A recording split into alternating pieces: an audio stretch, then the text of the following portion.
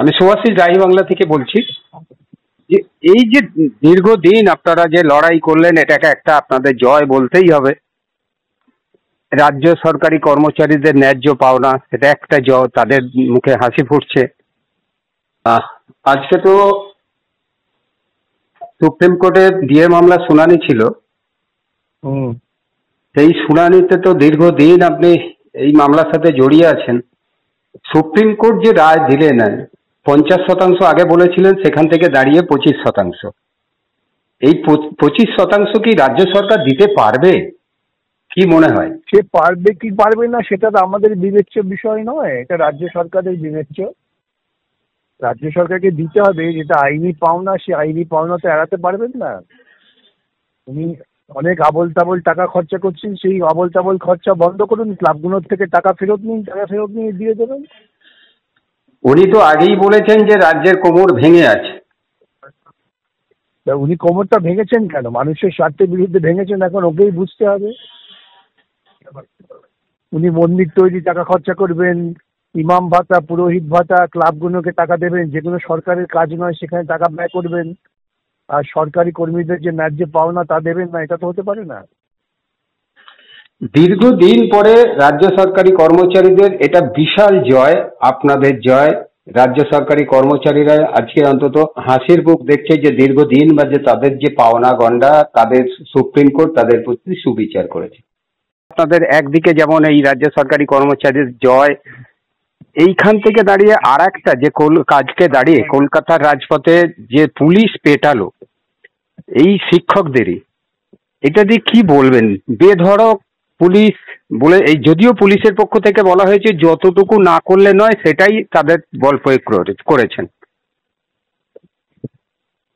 Police কবে বলেছেন যে আমরা যতটুকু নয় তার বেশি বল প্রয়োগ করেছি? কখনোই করেননি। এটা পরিকল্পিতভাবে করা হয়েছে।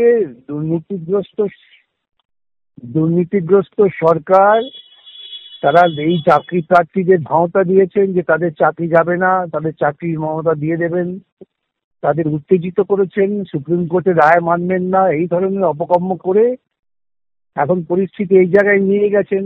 এবং তারপরে পুলিশকে দিয়ে আক্রমণ করাচ্ছেন, এদের বিরুদ্ধে মিথ্যা মামলা রুজু করছেন, যাতে পরবর্তীকালে বলতে পারেন যে তোমাদের বিরুদ্ধে মামলা আছে তাই চাকরি দেওয়া গেল না। এইরকম একটা অত্যন্ত নিম্ন রুচির, নিম্ন মানের মুখ্যমন্ত্রী পশ্চিমবঙ্গতে ইতিপূর্বে দেখেনি, তাই সমস্ত পরিকল্পনাটাই তার দুর্নীতিমূলক।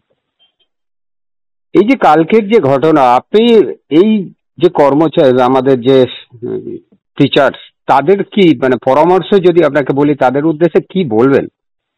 তাদের উদ্দেশ্যে বলবো যে মমতার ওই ভাওতাতে ভুলবেন না। আপনারা প্রত্যেকেই মেধাবী মানুষ, আপনারা পরীক্ষায় বসে স্বচ্ছভাবে চাকুরি করুন এবং এই মমতার দুর্নীতিমূলক যে সিদ্ধান্ত প্রক্রিয়া তার বিরুদ্ধে ঐক্যবদ্ধভাবে লড়াই করুন। লড়াই করতে হবে নীতি প্রতিষ্ঠার জন্য, সৎ পথে, মমতার বিভ্রান্ত পথে নয়।